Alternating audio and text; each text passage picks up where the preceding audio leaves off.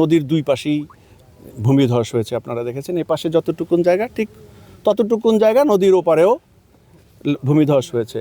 এটি কোনো কারিগরি ত্রুটির কারণে হয়নি, এটি একটি প্রাকৃতিক দুর্যোগ। আপনারা দেখে থাকবেন এই গাজীপুর ময়মনসিংহ অঞ্চলে ভূমিধসের ঘটনা ঘটে। এই জায়গাটিতে ড্রেজিং হয়েছে, গত বছরও ড্রেজিং হয়েছে।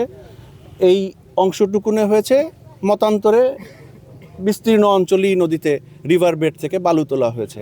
এটির পরিমাণ হবে 30 মিটার অথবা প্রায় 100 ফিটের মতো জায়গাতে এই ধসটি হয়েছে। জনদুর্ভোগ লাঘবের জন্য আমরা এই মুহূর্তে এটিকে স্যান্ড ফিল করে এবং আর্থ ফিল করে, মাটি ফেলে বালু ফেলে এটিকে চলাচলের উপযুক্ত করব। এটি হচ্ছে আমাদের প্রাথমিক সিদ্ধান্ত। আর এই ঘটনাটি কেন ঘটলো এবং এই ঘটনা থেকে এখন এই মুহূর্তে উত্তরণের কি উপায়, এইটি বাতলে দেওয়ার জন্য আমরা একটা কমিটি করেছি।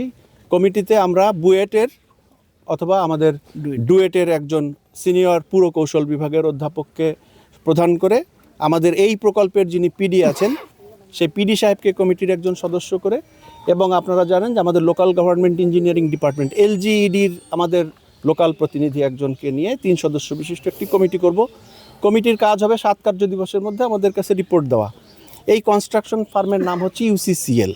ইউসিসিএলের সাথে আমাদের লেনদেন এখনও সম্পন্ন হয়নি, এই কাজের বিল তারা এখনও পায়নি এবং তাদের জামানতও আমাদের কাছে রয়েছে। জনদুর্ভোগ লাঘবের জন্য এই মুহূর্তে তাৎক্ষণিকভাবে অস্থায়ী ভিত্তিতে চলাচলের উপযুক্ত করার জন্য যেটা করার, সেটা কনস্ট্রাকশন ফার্মের মাধ্যমে আমরা করিয়ে দেব।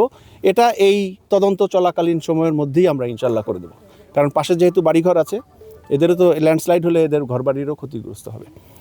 আপাতত এই পর্যন্তই, যেহেতু একটি কমিটি হয়েছে, কমিটি রিপোর্ট না পাওয়া পর্যন্ত, এবং আমি যেহেতু বিশেষজ্ঞ নই, কাজে আমি এই ব্যাপারে আর কারিগরি কোনো মন্তব্য আর করতে পারবো না।